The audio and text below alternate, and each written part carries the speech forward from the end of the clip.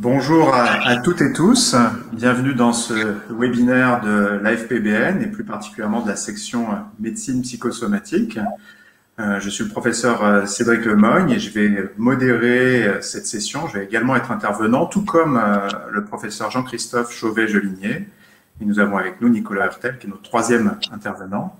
Donc un webinaire dédié au lien entre Covid-19 et santé mentale, et donc organisé par cette section médecine psychosomatique qui est maintenant à l'organisation de son quatrième webinaire au sein de l'AFPBN, donc qui nous permet de développer cette dimension comme partie intégrante de la psychiatrie. Donc merci à l'AFPBN d'héberger cette section depuis maintenant plus de 2 ans et pour l'organisation de ce webinaire. Nous allons aborder 3 thématiques différentes, troubles mentaux et Covid, avec les relations réciproques que l'on peut imaginer, que l'on connaît, pour savoir si on doit les considérer comme des facteurs de risque, conséquences ou les deux, et c'est le professeur Chauvet-Gelinier qui interviendra. Une deuxième intervention sur le repositionnement des psychotropes dans le traitement de la Covid-19, où l'on verra que certains psychotropes qui peut-être initialement avaient été découvert fortuitement en testant, en cherchant des agents anti-infectieux, il y a peut-être un retour de l'histoire qui peut être envisagé. Nicolas Hurtel nous parlera de ça. Et puis ensuite, je laisserai Jean-Christophe introduire ma propre intervention sur le thème du Covid. En ce qui concerne les questions que vous aurez, nous espérons, sur ces thématiques qui surviendront lors de ces interventions, j'espère que vous n'êtes pas gêné par l'alarme incendie de l'Hôtel Dieu qui vient de se déclencher. Moi, c'est assourdissant. Si vous avez des questions, utilisez l'onglet spécifique pour cela. Il y a un onglet qui est prévu et on les abordera à la fin des 3 interventions. Voilà, je ne vais pas être plus long que ça et je vais donc passer la parole tout de suite au professeur Jean-Christophe Chauvet-Gelinier, qui travaille à Dijon dans le service de psychiatrie adulte du CHU de Dijon. Jean-Christophe, la parole est à toi. Merci beaucoup Cédric, bonjour à toutes et tous. Donc pour débuter, je vais effectivement planter en quelque sorte le décor de ces relations entre infection, pandémie, crise sanitaire, Covid-19 et maladie mentale. Donc pour commencer, peut-être quelques messages. Le premier, c'est que la pandémie, l'infection à Covid-19 est un phénomène puissant, violent, comme en atteste ces pertes, ces réductions d'espérance de vie dans un parcours qui pourtant dans les pays occidentaux était plutôt favorable. Eh bien en 2020, comme vous pouvez le voir, les pays occidentaux, au sein desquels on peut voir les États-Unis qui ont, et chez les hommes et chez les femmes, perdu le plus d'espérance de vie à la naissance, plus de 2 années chez les hommes et plus d'1 année et demie chez les femmes, mais la France a aussi perdu plus d'1 année chez les hommes et presque une année, enfin un peu moins qu'1 année chez les femmes. Donc un tel bouleversement, une telle violence a très probablement un impact sur la santé mentale, et même un auteur britannique, le professeur Edgar Jones, du King's College de Londres, qui est spécialiste en professeur de psychiatrie et d'histoire également de la médecine et de la psychiatrie, nous va jusqu'à oser peut-être une comparaison entre le Blitz londonien et britannique, quand les Britanniques se faisaient bombarder dans les années 40 par l'aviation allemande, et versus la Covid-19. Alors, comparaison n'est pas raison, mais en termes de mortalité, il y a certaines similitudes. On est à 0,15, 0,18%. Donc, quand ils publient son papier, les Britanniques sont à 120 000 décès. Ils en sont actuellement officiellement à près de 160 000. Et en France, on est tout de même officiellement à peu près 130 000 décès. Donc, un impact très probable sur le plan de la santé mentale. Deuxième message, c'est d'évoquer le caractère nouveau, puisque même si les virus de la famille des SARS-CoV étaient un peu connus, ce coronavirus SARS-CoV-2 est un virus émergent fin 2019, début 2020, avec des mécanismes partiellement connu, et que donc tout ce qui est dit ici doit être forcément écouté avec mesure. Troisième message introductif, c'est que la Covid-19 étant une pandémie, cette crise sanitaire ayant impacté le monde entier, ce qu'on en lit, ce qu'on en dit, est souvent réalisé sous le prisme un peu de la culture, de ce que nous vivons dans nos différentes régions. Alors si probablement en termes d'anxiété, de dépression, on a vu ces impacts un peu au niveau universel. Il y a eu tellement de manières d'appréhender la Covid-19 qu'on ne peut pas être, je dirais, monolithique. Hein. En Afrique, par exemple, dans une population beaucoup plus jeune, l'impact sur la santé est différent. En Amérique du Sud, on a eu quelques chefs d'État ou de chefs de gouvernement un peu atypiques, pour le moins, qui ont pris des décisions un peu originales, on pourrait dire, etc. On a vu chez nous le développement chez une minorité, dans un certain complotisme sur les réseaux sociaux, etc. Donc tout ça a dû donner une certaine coloration à l'impact de la Covid-19 sur la psychologie et les comportements.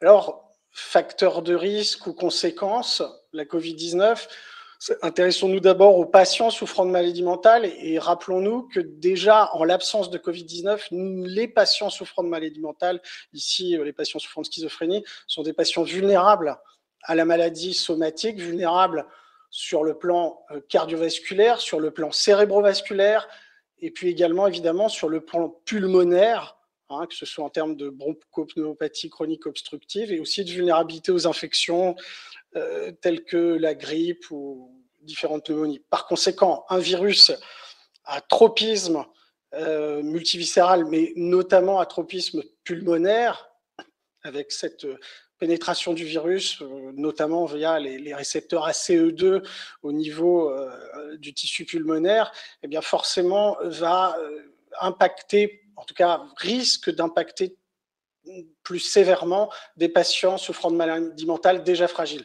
Et donc, si on s'appuie sur certains travaux, comme cette méta-analyse, 600 000 patients, dont 10% de patients souffrant de maladies mentales, et on s'aperçoit que oui, au niveau global, donc pour ces auteurs, l'impact délétère, il était mesuré en termes de décès et aussi d'admission en soins critiques avec ventilation mécanique nécessaire.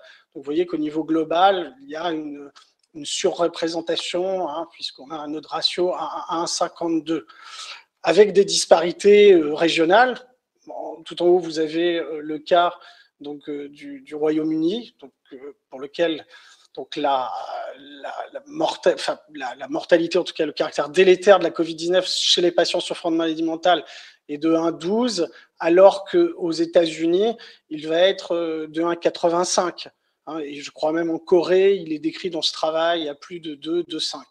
Donc des disparités, une réalité, une vulnérabilité des patients souffrant de maladies mentales, avec une mécanistique complexe, mais nous savons que les patients souffrant de maladies mentales, à la fois sur le plan des comportements de santé, sont parfois en difficulté et à risque d'orientation du métabolisme glucidolipidique dans une péjoration et un risque un facteur de risque de pathologie connexe.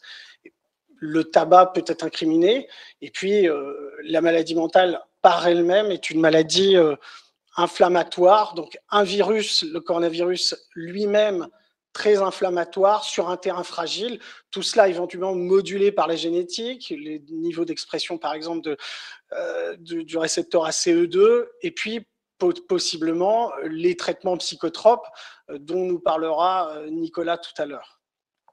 Je vous parlais du tabac, alors ça a été l'objet d'une controverse.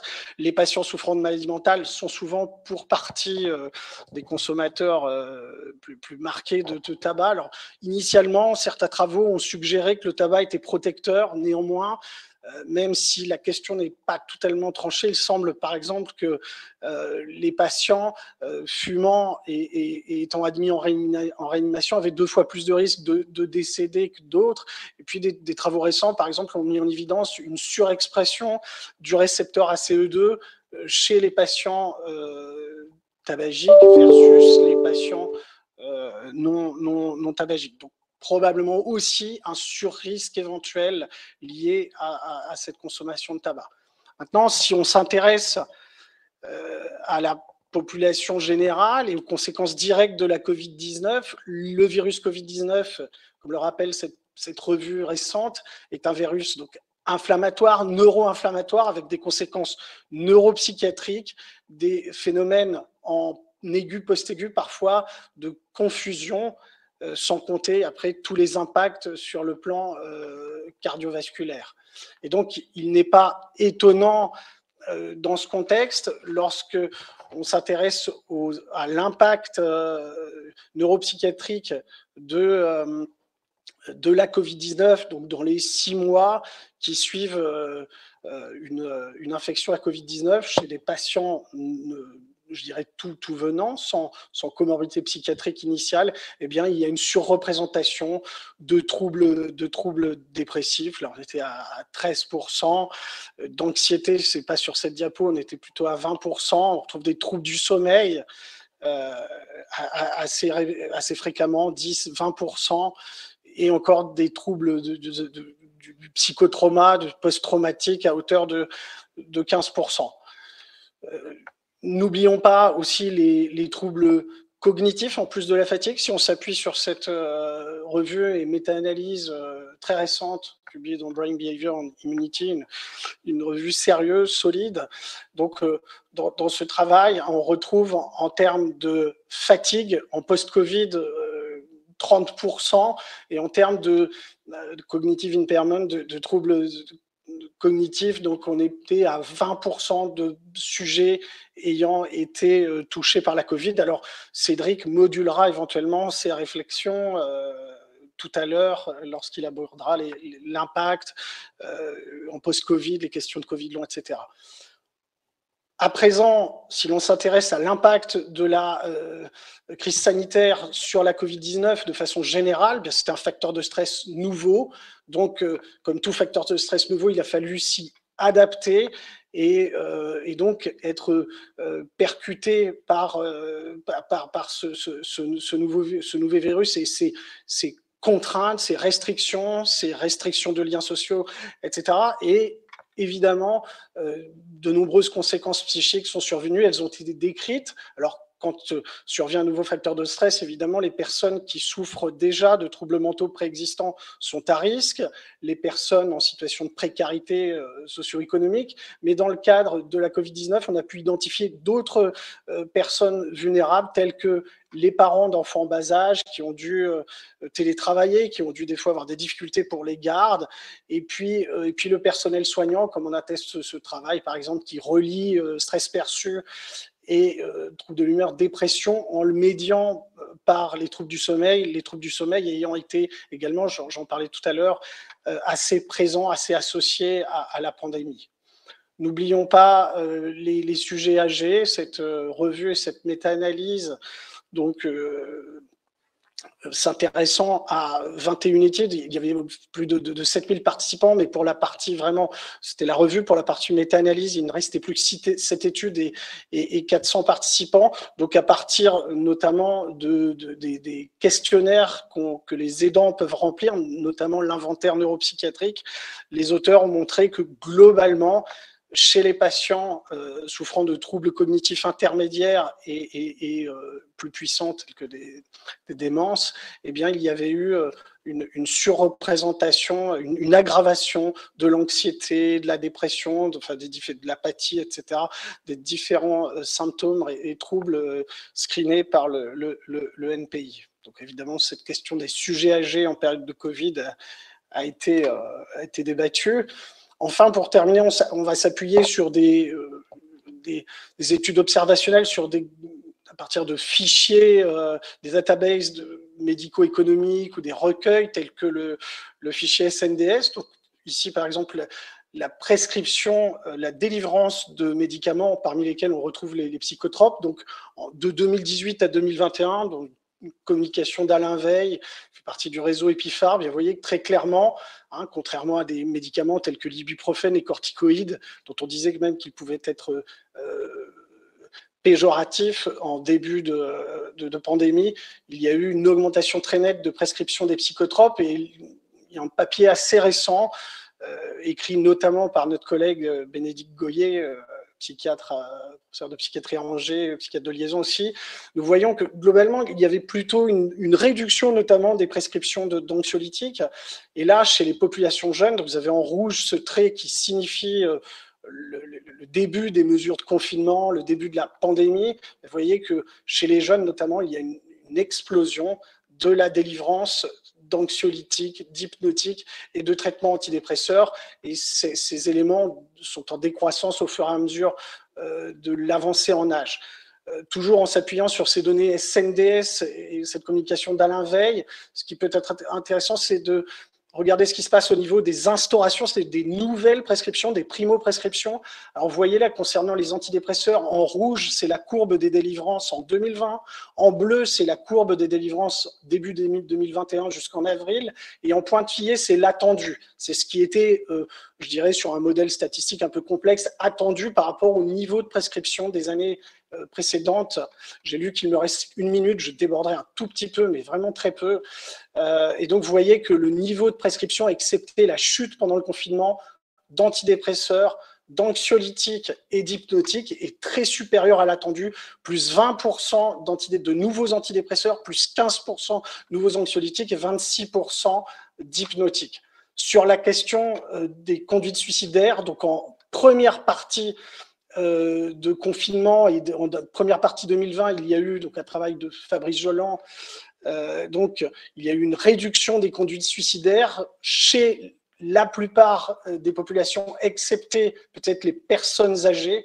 Donc, on voit une augmentation des conduites suicidaires, des self-harm. Et Fabrice a poursuivi le travail, donc le travail qui est soumis. La tendance a quand même très nettement changé. On parle de la deuxième vague. Et là, vous voyez, et ça correspond un peu à ce qui a été ressenti sur le terrain, il y a une augmentation des tentatives de suicide chez les jeunes, et en particulier les jeunes filles, les jeunes mineurs. Et pour notre part, nous sommes intéressés à une pathologie qui touche notamment les jeunes, l'anorexie mentale. Donc, ce travail qu'on est en train de terminer, de mettre en forme. Vous voyez qu'en bleu, ce sont les hospitalisations de patientes souffrant de maladies mentales, donc toujours sur les fichiers PMSI, RIMP. Et en ocre, les femmes de 20 à 39 ans, eh bien, après une réduction d'hospitalisation au début du confinement, il y a eu une augmentation très nette, et on ajoute à ça la dimension suicidalité, tentative de suicide. Après donc une réduction de la suicidalité au départ, eh bien, il y a une augmentation très nette chez les femmes, chez les mineurs et chez les jeunes femmes de 20 à 29 ans. Donc, j'en termine. Je pense qu'on peut considérer que oui, la crise sanitaire a eu des conséquences tout à fait délétères, avec, notamment sur 2 populations extrêmes, les personnes âgées et les très jeunes. Les patients souffrant de maladies mentales sont par essence vulnérables sur un plan psychosomatique au virus, et notamment vis-à-vis d'un virus pro-inflammatoire, pulmonaire mais multisystémique, incluant très vraisemblablement une dimension neuropsychiatrique. Voilà, je vous remercie beaucoup et je passe tout de suite la parole au docteur Nicolas Hortel, qui est maître de conférence des universités, aux universités Paris-Cité et donc à la PHP.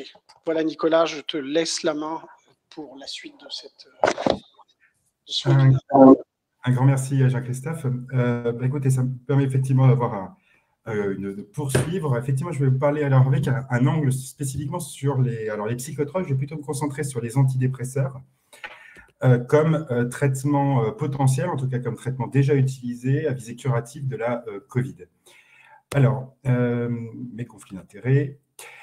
Alors, si je joins les unes de plusieurs journaux scientifiques connus, Science, Nature, Scientific American, qui ont fait la une sur un antidépresseur qui s'appelle la fluvoxamine, suite aux résultats d'essais contrôlés randomisés de phase 3 positifs, comme permettant de réduire l'hospitalisation et la mortalité liée au Covid. Alors, vous allez me dire, ça semble être un résultat assez surprenant et je vais essayer de vous balayer très rapidement l'histoire, si je puis dire, de cette découverte et puis vous donner, on va dire, peut-être un update par rapport aux données existantes sur ce sujet. Qui effectivement progresse alors très très vite outre-Atlantique, beaucoup moins vite, on va dire, en Europe. Alors en fait, tout est parti en pratique de notre service, voilà, qui est à l'hôpital Corentin-Selton, qui est un service spécialisé en psychiatrie de la personne âgée, où très tôt dans l'épidémie, on avait fait ce constat dès mars que parmi nos patients âgés, on est un service spécialisé on va dire, en dépression et troubles anxieux du sujet âgé, donc on a beaucoup de personnes âgées avec des comorbidités. Et on a observé très tôt dans l'épidémie que, alors même que les soignants étaient fréquemment symptomatiques pour la Covid, quasiment aucun de nos patients hospitalisés à leur contact ne développait même de symptômes de la Covid. On s'est tout de suite posé la question si certains traitements pourraient jouer un rôle de protection vis-à-vis des formes sévères. Et on a d'abord évalué s'il y avait une plausibilité biologique potentielle. Et le premier point, c'est qu'on sait que les antidépresseurs, qui sont des médicaments initialement repositionnés, le premier était l'iproniazide, qui est un antituberculeux, qui était donné dans un sanatorium et pour lequel on observait non pas une forte efficacité contre la tuberculose en monothérapie, mais un effet antidépresseur. Et c'est ainsi qu'avait lieu ce repositionnement et la création de cette classe pharmacologique labellisé non plus antibiotiques antituberculeux et dérivés, mais labellisé antidépresseurs. On sait maintenant, et là ce sont les résultats d'une méta-analyse, que les antidépresseurs ont un effet anti-inflammatoire, en tout cas un certain nombre d'entre eux. Et dans cette méta-analyse, on voit que ces antidépresseurs réduisent significativement les taux d'interleukine 6, TNF-alpha, interleukine 10, CCL2. Et ce qui est intéressant, c'est que ce sont les marqueurs inflammatoires précis qui sont associés aux formes sévères de la Covid. Donc, vous savez qu'il y avait une plausibilité. Puis, d'autre part, c'est qu'il y a dans la littérature 2 modèles animaux de choc septique qui montrent que l'utilisation de fluoxétine ou de fluvoxamine permet de réduire la mortalité chez ces animaux en choc septique. Alors, c'est vrai, avant d'aller sur les données de mécanisme, à ce stade, évidemment, c'était une observation empirique. Il s'agissait de vérifier si, dans le cadre d'études observationnelles, on observait une protection liée à des antidépresseurs. Et donc, on a mené la première étude observationnelle sur le sujet à partir des données de l'EDS, qui est l'entrepôt de données de santé de l'AP-HP, où on a compilé les données de l'ensemble des patients hospitalisés pour Covid dans les 36 hôpitaux de l'AP-HP. On a regardé ceux qui prenaient un antidépresseur qui avaient une prescription à l'entrée de l'hôpital et ceux qui n'en avaient pas, et ajusté sur les caractéristiques des patients, la sévérité clinique et biologique à l'entrée, les médicaments reçus. Et on a pu observer une réduction de près de moitié du risque pour ces patients sous antidépresseurs d'être intubés ou de décéder du Covid. Alors, ce qui est intéressant, c'est qu'on a regardé également les différentes molécules, et 5 molécules étaient associées significativement à une réduction de ce risque: la fluoxétine ou Prozac, l'escitalopram, la paroxétine, la venlafaxine et la mirtazapine. Alors, à ce stade, on était incapable d'expliquer pourquoi certains antidépresseurs permettraient de réduire ce risque et d'autres non, apparemment, d'après notre étude observationnelle. Et la réponse nous a été donnée par 2 professeurs de biologie allemands, le professeur Gelbins et le professeur Kornhuber, qui nous ont expliqué que les traitements qui étaient associés à une réduction du risque de forme sévère dans nos études observationnelles étaient des médicaments qui entraînaient une inhibition fonctionnelle d'une enzyme qu'on appelle l'ASM, la sphingominase acidase.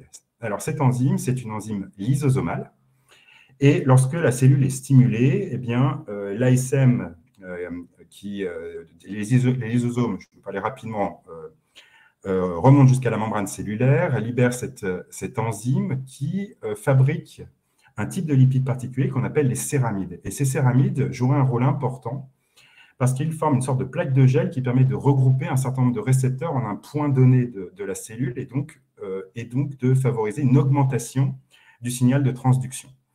Parmi ces récepteurs, on note les récepteurs ACE2.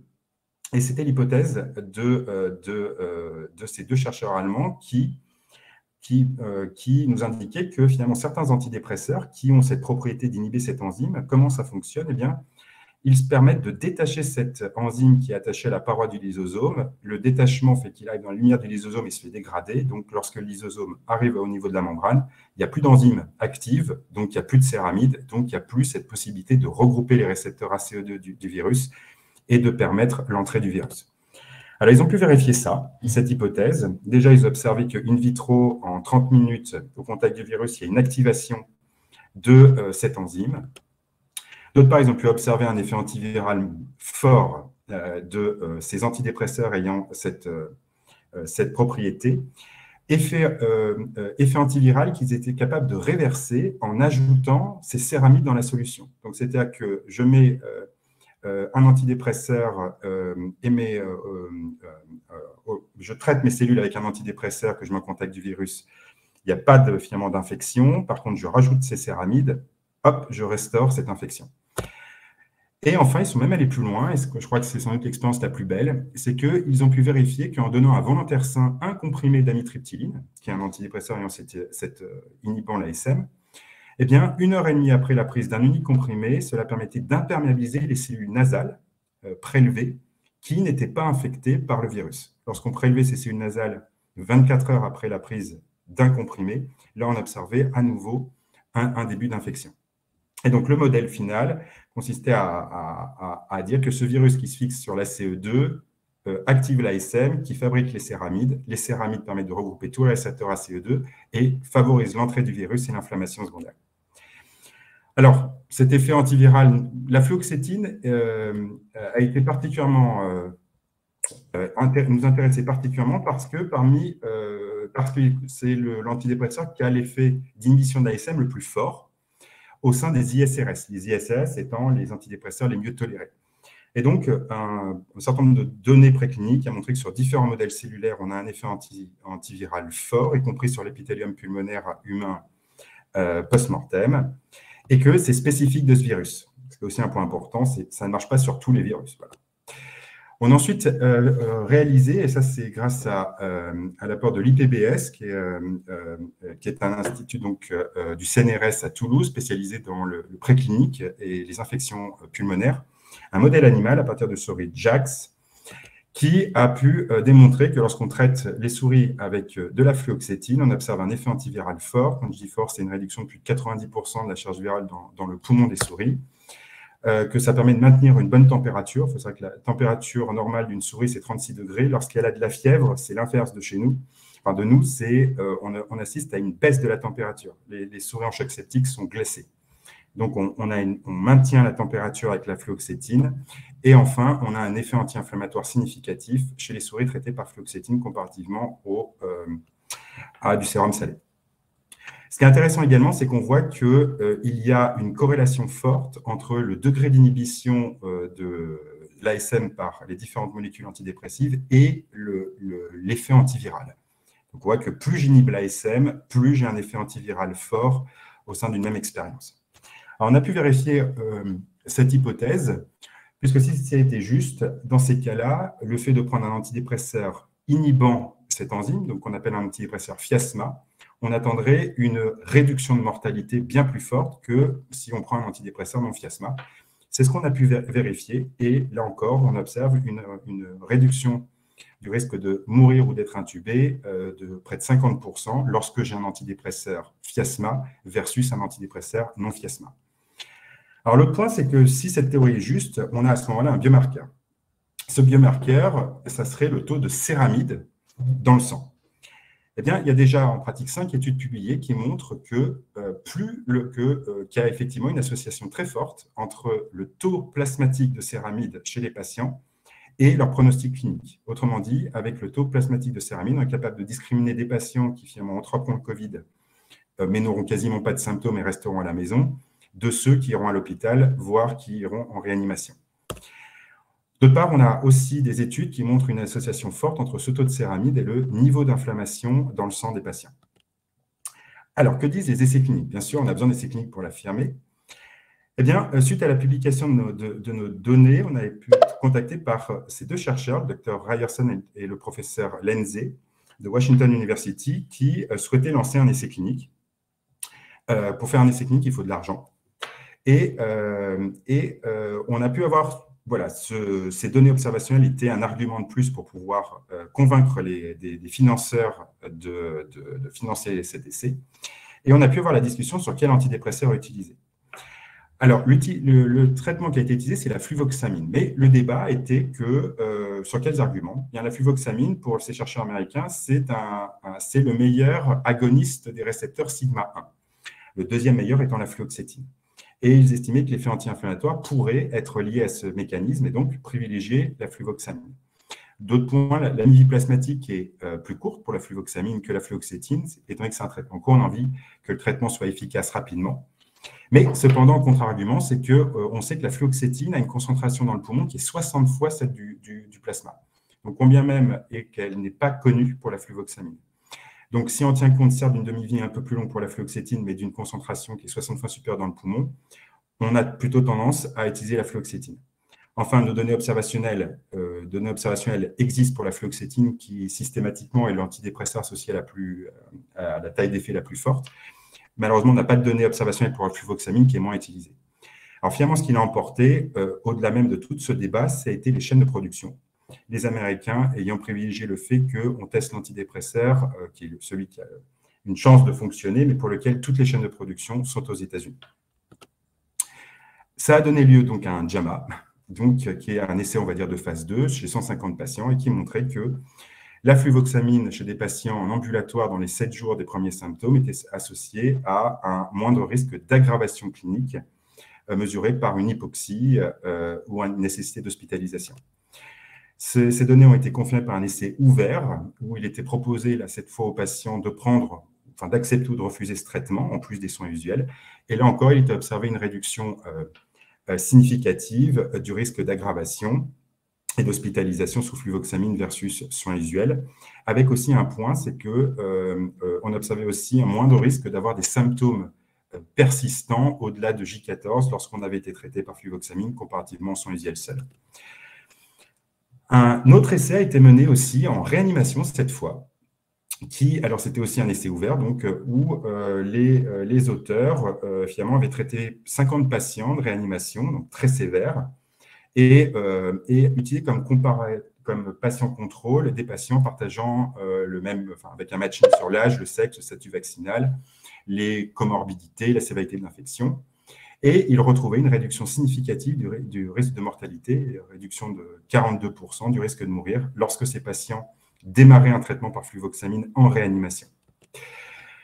Alors enfin, il y a eu le grand essai tant souhaité, qui est l'essai Together. L'essai Together, c'est le plus grand essai international ambulatoire pour le Covid, qui est mené par un Canadien, un professeur canadien qui s'appelle Edward Mills, qui a été mené dans 10 centres au Brésil. Et l'idée, c'était financé par la Fondation Gates, l'idée, c'était de screener tous les traitements repositionnés. Donc, je n'ai pas besoin de vous les citer, mais les molécules, l'idée étant d'éliminer la possibilité qu'il y ait un effet de certaines molécules. Donc, cet essai a éliminé un certain nombre de médicaments, que ce soit l'hydroxychloroquine, pas d'effet, l'ivermectine, l'opanivir, pas d'effet, etc. Et la 11e molécule sur la liste était la fluvoxamine, et l'essai a été arrêté prématurément du fait d'une efficacité qui a fait grand bruit donc, aux États-Unis en août dernier, où il retrouvait dans cet essai en vie réelle, alors ça j'insiste, c'est-à-dire que les participants recevaient les plaquettes soit de traitement, soit de placebo à la maison, et pouvaient le prendre ou pas. Voilà, ce n'est pas un essai industriel typique, c'est-à-dire qu'il y avait la liberté, évidemment, on ne surveillait pas les gens à la maison s'ils le prenaient ou pas. Et ce qu'on a observé en intention de traiter, donc en prenant tous les patients, c'était une réduction de plus de 30% du risque d'hospitalisation avec ce traitement. Et ce qui est intéressant, c'est lorsqu'on s'intéressait aux 80% de patients qui avaient pris correctement le médicament, la réduction était de plus de 65% du risque d'être hospitalisé et de plus de 90% de réduction du risque de mortalité. Il n'y avait pas plus d'effets indésirables dans le groupe fluvoxamine que placebo dans cet essai qui avait compris pas loin de 1500 patients et qui a été publié dans Lancet Global Health. OK. Alors, depuis, c'est vrai qu'on a pu interagir avec beaucoup d'institutions. Alors, simplement pour vous dire rapidement où on en est, ce traitement en pratique est déjà prescrit de manière importante aux États-Unis, au Canada et au Brésil. On estimait, il y a encore quelques mois, qu'il y avait aux États-Unis, c'était 1000 prescriptions par jour, spécifiquement pour le Covid. C'est un médicament qui actuellement est en cours d'évaluation encore depuis décembre par l'OMS, pour savoir si l'OMS fait cette recommandation. Il y a de nombreux essais cliniques qui sont en cours, y compris un essai pour lequel on a contribué, qui est mené par le DNDi, qui est une instance qui travaille avec l'OMS, qui mène un essai dans près de 18 pays, des pays africains, mais également le Brésil et l'Inde, qui, là, pour le coup, teste l'efficacité de la fluoxétine. Et un point important, c'est que ce traitement est déjà recommandé par plusieurs universités américaines, Harvard, Johns Hopkins, l'Ontario, l'État de Floride. Donc, pour conclure, c'est toujours la difficulté entre la présomption scientifique forte et la preuve scientifique formelle. Il n'y a pas de recommandation aujourd'hui nationale. On attend effectivement le positionnement de la FDA, de la NSM d'ailleurs aussi, où on a pu envoyer un dossier complet de demande d'usage compassionnel, étayé sur les différentes études que je vous ai pu montrer, avec un mécanisme FIASMA pour lequel on a déjà beaucoup d'arguments, mais mécanisme qui pourrait être d'utilité pas seulement pour le Covid, mais pour d'autres virus, avec tous les avantages du repositionnement, c'est-à-dire pratiquement des médicaments antiviraux, des centaines d'euros, plusieurs milliers d'euros pour les anticorps monoclonaux, une disponibilité immédiate, donc la mise à disposition est un point important. La fluoxétine est passée sur la liste des médicaments essentiels de l'OMS, c'est le stade traitement. Et ça, donc, c'est que c'est disponible vraiment par voie orale avec un mécanisme qui semble être sensible aux variants. Voilà, un grand remerciement à toutes les institutions qui contribuent à ce travail. Il y a beaucoup de chercheurs encore aujourd'hui qui travaillent sur ce traitement et de nombreux essais cliniques. En pratique, il y en a 5 qui sont quasi terminés et pour lesquels on devrait avoir les résultats dans les prochaines semaines ou mois. Voilà, un grand merci à vous.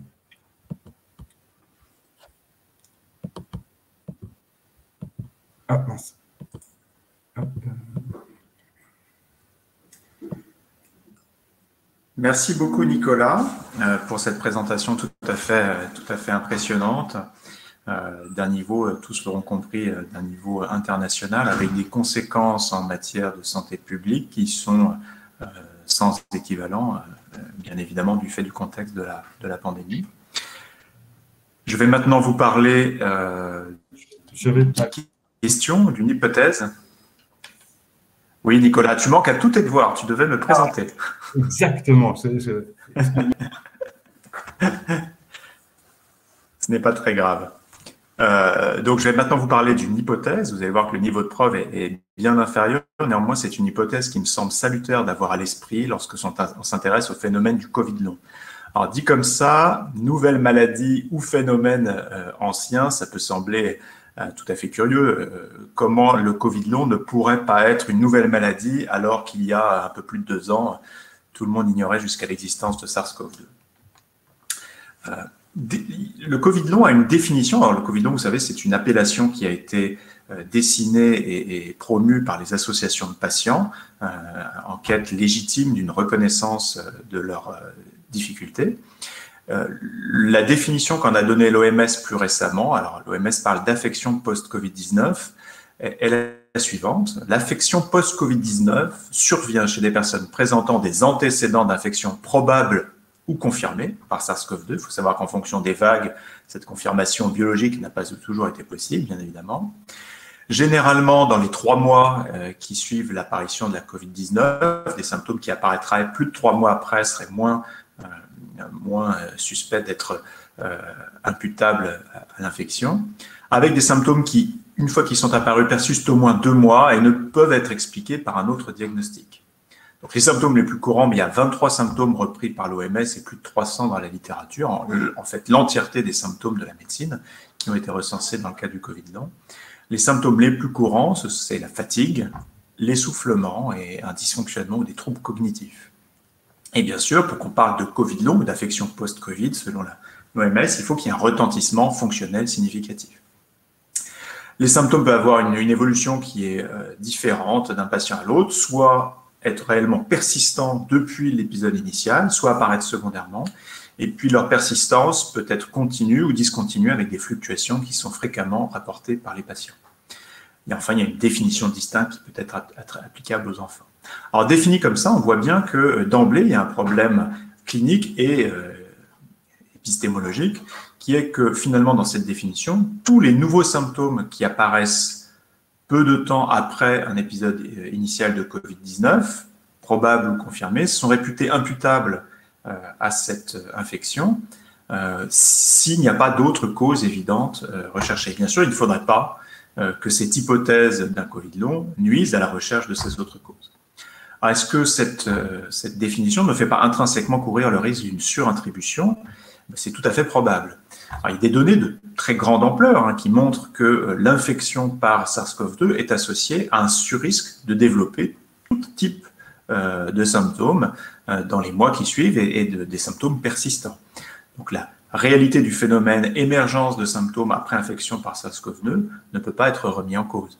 Si je cite par exemple une étude, une des plus impressionnantes, qui est faite sur des bases de données médico-administratives nord-américaines, il y a plus de 4 millions de personnes dans le groupe contrôle Covid-. Ici, c'est un diagramme que j'ai reconstruit à partir des données chez les patients non hospitalisés, donc un Covid présumé non sévère.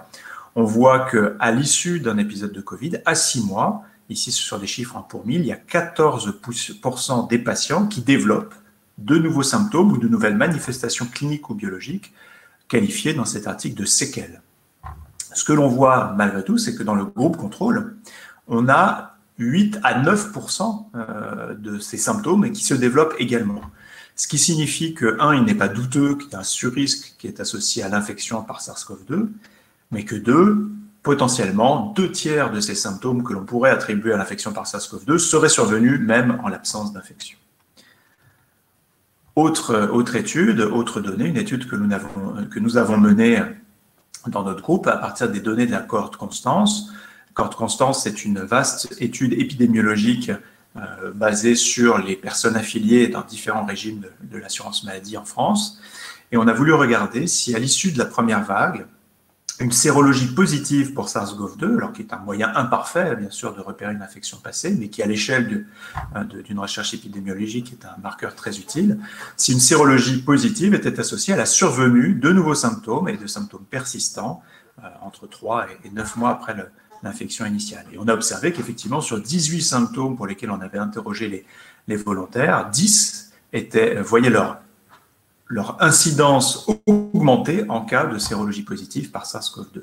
On avait également demandé au sujet s'il pensait avoir été infecté par le virus, s'il avait cette croyance, peu importe les bases sur lesquelles cette croyance était basée, que ce soit sur l'intuition d'avoir été infecté, sur les symptômes ressentis ou sur une PCR positive. Et à ce moment-là, on a trouvé une association très forte entre cette croyance d'avoir été infecté et l'apparition de symptômes ensuite persistants à distance de cette infection. Et évidemment, les patients ayant été, les témoins et les patients, en l'occurrence les volontaires de la cohorte ayant été informés des résultats de leur sérologie, il est bien évident que les résultats de cette sérologie pouvaient influencer, bien évidemment, leur croyance, le fait qu'ils pensaient avoir été infectés ou pas. En d'autres termes, se posaient 2 questions. Est-ce que la sérologie positive, marqueur de l'infection, allait être un facteur confondant de l'association entre croyances et symptômes? Et à ce moment-là, ce qu'on s'attendait à observer du point de vue statistique, c'est une atténuation, voire une disparition des liens entre croyances et symptômes après prise en compte de la sérologie. Ou bien, est-ce qu'au contraire, on allait observer un maintien du lien entre croyances et symptômes malgré l'ajustement sur la sérologie, témoignant cette fois-ci plutôt d'une médiation par la croyance. Et c'est plutôt ce scénario qui s'est avéré le bon, puisqu'on a observé pour 16 symptômes sur 18 des résultats en faveur d'une médiation par la croyance, c'est-à-dire la croyance était associée à l'apparition de symptômes prolongés que les patients, que les témoins, que les participants à cette enquête aient une sérologie positive ou négative, alors qu'une sérologie positive n'était associée qu'à l'anosmie de façon indépendante de la croyance. Comment expliquer ces résultats? Premièrement, on ne peut pas les expliquer par le fait que SARS-CoV-2 ne provoquerait pas de symptômes prolongés puisqu'il y a la possibilité de médiation par la croyance. En revanche, ces résultats témoignent du fait qu'une autre infection pourrait tout à fait générer et à la fois la croyance d'avoir été infecté et les symptômes, et donc en d'autres termes, que les symptômes prolongés apparaissant après un épisode soit Covid-19, soit Covid-19-like, pourrait ne pas être spécifique de l'infection par ce virus particulier. Et puis, bien évidemment, une autre question se pose, qui est celui d'une autre pathologie ayant généré des symptômes, ces symptômes ayant eux-mêmes généré la croyance d'avoir été infecté. La notion de symptômes physiques persistants, finalement, n'est pas nouvelle. Le SARS-CoV-2 et la pandémie de Covid-19, c'est certes une nouveauté, mais la notion de symptômes physiques persistants ne l'est pas en médecine. Et la persistance de symptômes physiques après la guérison, entre guillemets, du point de vue clinico-biologique d'une maladie aiguë, est fréquente et décrite depuis longtemps. Alors, le plus souvent, ces symptômes disparaissent progressivement, éventuellement ils persistent de façon fluctuante, mais en général ils disparaissent progressivement en quelques semaines ou quelques mois. Plus rarement, ces symptômes persistent au-delà de 6 mois, et donc on rentre dans le cadre des symptômes dits persistants. Ce n'est pas 6 mois qui a été retenu pour l'OMS pour le Covid long, mais peu importe. Donc, dans les exemples les plus classiques, il y a le syndrome de fatigue chronique après une infection virale aiguë, pas seulement EBV d'ailleurs, mais d'autres virus. Autre exemple classique, les troubles fonctionnels intestinaux, dont un certain nombre débutent après une gastroentérite aiguë infectieuse, virale ou bactérienne, et qui persistent malgré la guérison biologique au niveau de la muqueuse digestive, ou encore la persistance de syndrome cardio-thoracique après un événement coronarien sans séquelles. Et donc le même phénomène est observé dans la Covid-19, c'est-à-dire une partie, 5-10%, plus selon certaines études, moins selon d'autres, gardent des symptômes à distance de la guérison clinico-biologique de l'infection. Donc, à ce titre-là, il n'est pas certain que le Covid long soit un phénomène nouveau. Alors évidemment, il faut quand même expliquer cette persistance. Quelles sont les hypothèses? Maladie toujours en cours, la persistance même de l'infection, c'est-à-dire du virus dans l'organisme, est même évoquée par certains chercheurs, bien que les preuves de cette hypothèse ne soient pas très robustes. Plus robuste ou plus investiguée, la persistance d'un processus pathologique indépendant de la persistance du virus, un processus inflammatoire ou auto-immun, en tout cas dysimmunitaire, déclenché par le virus et secondairement chronique. La présence de séquelles, bien évidemment, on sait que désormais que la fibrose pulmonaire est rare, même dans les formes graves, mais se pose notamment pour les troubles cognitifs et pour les troubles psychiques, comme cela a été évoqué par Jean-Christophe, la question d'une neurotoxicité spécifique de ce virus chez certains patients. Et puis, malgré tout, une autre question clinique qui est rencontrée quand on prend en charge ces patients, c'est que ce que l'on constate dans les recherches, c'est que les anomalies mises en évidence associées à l'infection à SARS-CoV-2 sont en général pas ou peu corrélées aux symptômes présentés par les patients, ce qui laisse quand même planer le doute sur leur imputabilité, ou plus exactement sur l'imputation que l'on peut faire des symptômes à ces désordres biologiques, et que cliniquement, les examens de routine peuvent ne montrer aucune anomalie chez des patients qui pourtant sont parfois très sévèrement affectés par les symptômes. Évidemment, mais on va laisser ça de côté rapidement, il peut s'agir aussi pour certains symptômes de symptômes communs avec des manifestations d'anxiété ou de dépression, mais je vais aller vite là-dessus. C'est un diagnostic différentiel et pas simplement comorbide, donc, qu'il faut faire. Et ce que je voulais évoquer avec vous dans les 5 dernières minutes de cet exposé, c'est l'hypothèse. Vous voyez qu'il y a beaucoup de points d'interrogation. L'hypothèse, donc, de troubles somatiques fonctionnels séquelaires d'une infection virale, en l'occurrence à SARS-CoV-2, mais pas forcément relevant de mécanismes très spécifiques. Alors, les troubles somatiques fonctionnels, ce sont des troubles qui sont très fréquents et qui d'ailleurs bénéficient d'une reconnaissance par l'OMS, qui met en avant dans sa nosographie le trouble de détresse corporelle. Si on regarde le trouble de détresse corporelle ou syndrome de détresse corporelle tel qu'il est classifié dans la CIM 11, donc par l'OMS, eh bien on retrouve une description clinique qui est exactement superposable à celle que nous donnent les patients souffrant de Covid long, avec des symptômes dans des domaines très généraux et puis plus spécifiquement cardio-thoracique ou cardio-pulmonaire, une hyperexcitabilité gastro-intestinale, une tension musculo-squelettique et puis des symptômes généraux de type fatigue, troubles cognitifs, maux de tête, etc. Et l'ensemble des critères est tout à fait compatible avec le Covid long. On pourrait dire que le Covid long est un syndrome de détresse corporelle déclenché ou survenant à la suite d'une infection par SARS-CoV-2. Donc, des troubles fréquents reconnus. Et la définition des troubles somatiques fonctionnels à laquelle je me rattache ici est celle d'un consortium de recherche européen en médecine psychosomatique, le Euronet Soma Group, donc de symptômes non expliqués par une dysfonction de l'organe qu'il désigne, par exemple une dyspnée non expliquée par une dysfonction cardiaque pulmonaire ou une anémie, par exemple. Des facteurs favorisants, là, il n'y a pas de niveau de preuve très important. Il y a une intuition clinique partagée par les cliniciens, mais qui n'est pas, parce qu'il faudra des études prospectives qui sont difficiles à mener. Des facteurs favorisants d'ordre psychologique, en particulier un tempérament plutôt hyperactif et plutôt perfectionniste. Je ne vais pas m'apesantir là-dessus. Des facteurs déclenchants, les facteurs déclenchants des troubles somatiques fonctionnels, ce sont souvent, contrairement aux idées reçues, des facteurs déclenchants physiques. Ils peuvent avoir des facteurs d'entretien ou de pérennisation psychologique, mais les facteurs déclenchants sont souvent physiques, en l'occurrence une infection, mais peuvent survenir ensuite des mécanismes psychologiques ou cérébraux, selon la facette que l'on veut voir, comme le conditionnement.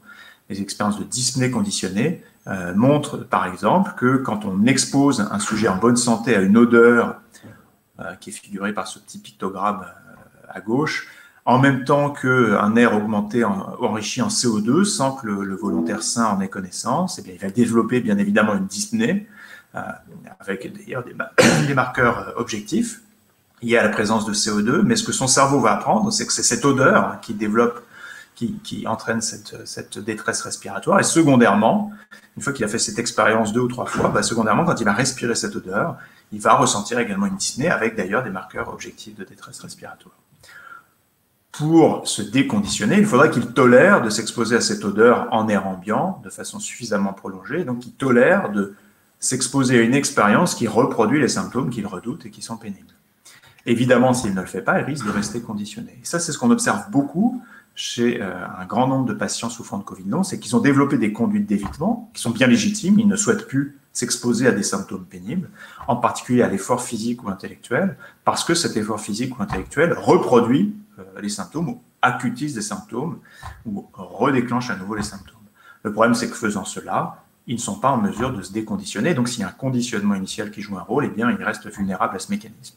On observe aussi des mécanismes de focalisation attentionnelle qui jouent un rôle, on le sait, dans la modulation de la perception, selon un modèle bayésien de la perception tout à fait classique en neurosciences cognitives. Si, par exemple, une guêpe vous pique pendant ce webinaire, l'information afférente est suffisamment forte pour que vous n'ayez pas besoin d'y prêter beaucoup attention pour le percevoir. En revanche, pour percevoir le poids de vos fesses sur la chaise sur laquelle vous êtes assis en ce moment, il faut que l'orateur attire votre attention dessus. Et cette fois-ci, pour une sensation beaucoup plus faible, effectivement, il faut que l'attention ait été portée volontairement sur cette sensation. D'ailleurs, si je vous dis maintenant de prêter plus attention au poids de votre corps sur la chaise, vous allez être en difficulté pour inhiber cette focalisation attentionnelle, et c'est exactement ce que décrivent les patients, mais vis-à-vis de symptômes, de sensations corporelles en rapport avec la respiration, la fatigue, les douleurs musculo-squelettiques, etc. Je terminerai cet exposé par le fait qu'il s'agit d'une hypothèse, bien sûr, à tester. Alors, il y a un certain nombre d'arguments qui sont en faveur, mais le niveau de preuve est assez faible. Il s'agit néanmoins d'une hypothèse très pragmatique qui peut découler sur des programmes de soins.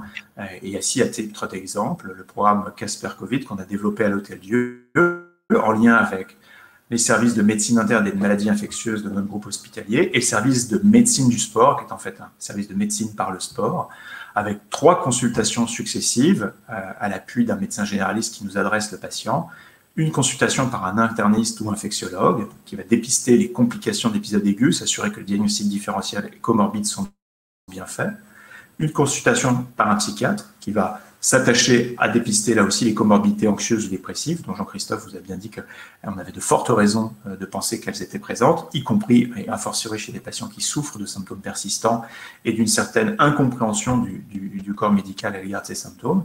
Et une deuxième partie dédiée au repérage de ces mécanismes cognitifs et comportementaux. Et enfin, une consultation qui est peut-être la plus importante et qui, en quelque sorte, que les 2 précédentes ne servent qu'à introduire, qui est la consultation avec un enseignant en activité physique adaptée ou un médecin spécialisé en activité physique adaptée qui va s'appuyer sur 2 aspects, faire un bilan de conditions physiques et repérer aussi les freins à l'activité physique et les leviers, y compris les croyances que les patients peuvent avoir vis-à-vis du fait que l'exposition à l'effort physique pourrait aggraver leurs conditions sous-jacentes. Il n'y a pas de doute que ça réaugmente les symptômes. Est-ce que cette réaugmentation de symptômes témoigne d'une aggravation de la pathologie sous-jacente? Rien n'est sûr à ce sujet. Et proposer un programme de réhabilitation par l'activité physique personnalisée. Voilà, donc j'espère vous avoir convaincu que cette hypothèse est une hypothèse qui convient de tester, qui n'est pas exclusive des autres hypothèses. Elle est parfois vécue comme telle, mais elle ne l'est pas, bien évidemment, et qu'il s'agit en plus d'une hypothèse pragmatique en matière translationnelle. Merci de votre attention.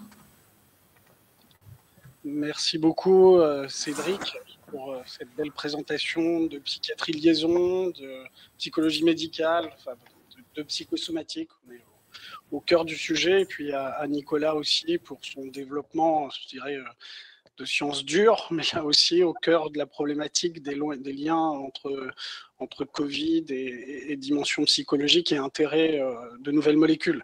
Alors, on a quelques minutes pour quelques questions. J'en pose une tout de suite à Cédric.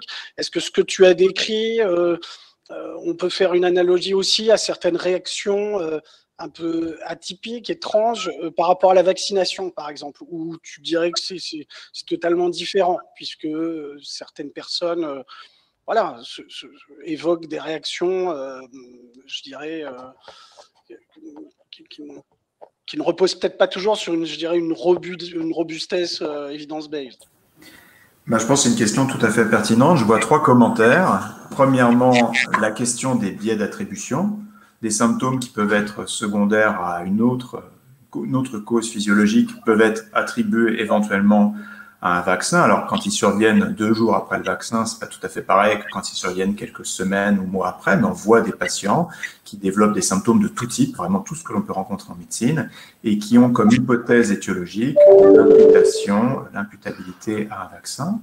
Deuxième mécanisme que tu évoques est celui de l'effet nocebo. On sait que, comme tout produit de santé, la vaccination induit des effets nocebo. Troisième commentaire que je pourrais faire, c'est que une façon evidence-based de tester peut-être une plus grande propension ou vulnérabilité aux effets nocebo des personnes souffrant de Covid long serait de disposer d'essais thérapeutiques testant l'effet de la vaccination chez les patients souffrant de Covid long, puisque c'est une question qui est posée, versus des patients n'en souffrant pas, et de voir si l'effet nocebo est significativement plus élevé dans cette population versus telle autre. Avec bien sûr le risque que cette découverte, qui serait très importante en termes de thérapeutique, soit utilisée pour stigmatiser ces patients qui n'ont pas besoin. Merci beaucoup. Nicolas, il y avait plusieurs questions sur ta présentation très complète. Une question sur le lien entre inflammation, antidépresseurs. Tu l'as évoqué au début. Est-ce que tu peux reprendre en quoi cet effet est différent des effets que tu as décrits par rapport aux céramides, etc. Oui, c'est une question importante. C'est vrai que les mécanismes sous-jacents, le mécanisme exact sous-jacent, l'effet anti-inflammatoire des antidépresseurs n'est pas quelque chose encore de tranché. Il y a plusieurs voies. On sait qu'il y a une voie sigma 1, il y a d'autres voies autres, inflammasome, voilà, différentes choses. Ce qui est intéressant, c'est que pour les céramides, on a aussi un lien clairement qui semble être indépendant de l'effet antiviral. Donc, je ne dis pas que c'est exclusif, mais ça peut être une possibilité. Au-delà des mécanismes d'action, après, il y a le côté pragmatique. C'est-à-dire, ce qui est intéressant, c'est qu'on sait que l'inflammation, ce n'est pas une inflammation unique, ce n'est pas juste une CRP. Et ce qui est très intéressant, c'est que c'est une inflammation spécifique qui est mal ciblée par les corticoïdes. Donc, en fait, c'est tout un champ, d'ailleurs, qu'on retrouve dans d'autres pathologies. Alors, même pour aller très vite, vous savez que pour la DMLA, on sait qu'il y a une inflammation rétinienne, etc. Aujourd'hui, il y a un essai de phase 3 après un essai positif phase 2 et des essais précliniques utilisant la fluoxétine. Actuellement, c'est en phase 3 pour cette inflammation de ce type. Donc, ce qui est très intéressant, c'est que finalement, peut-être qu'on… Je ne sais pas, peut-être que c'est des mécanismes qui aussi seront peut-être intéressants dans la prise en charge de la dépression, puisqu'on sait qu'il y a des dépressions inflammatoires, des dépressions non inflammatoires. Probablement qu'une étape d'après sera justement de voir pour les patients, quelle que soit d'ailleurs leur maladie, pour lesquels il y a une composante inflammatoire de ce type qui peut être ciblée par ces molécules, si effectivement ça permet d'améliorer le pronostic, alors psychique et aussi général. Merci beaucoup, Cédric. Tu voulais continuer là? Oui, il y a d'autres questions, en particulier pour la présentation de Nicolas. Notamment des questions qui portent sur le fait que est-ce qu'on ne devrait pas, en tant que psychiatre, vu l'ambiance pandémique toujours présente malgré la diminution de la virulence peut-être liée au Omicron, privilégier désormais les antidépresseurs Fiasma+, y compris pour des indications non Covid? Très compliqué comme question. Bon, alors, qu'est-ce que tu fais en pratique, toi, alors? En pratique, oui. C'est-à-dire, moi, de toute façon, c'est un peu le même en psychiatrie sujet âgé, on est habitué à raisonner ainsi. C'est-à-dire on se dit, le premier point, c'est déjà de ne pas blesser le patient. Donc, à partir du moment où j'ai une indication de traitement, si avec un traitement, je peux aussi être potentiellement bénéfique sur d'autres domaines, c'est vrai dans le cardiovasculaire, hein, c'est vrai dans notre manière de raisonner pour des personnes ayant des comorbidités, autant utiliser un traitement qui permet de cibler plusieurs dimensions chez le même patient.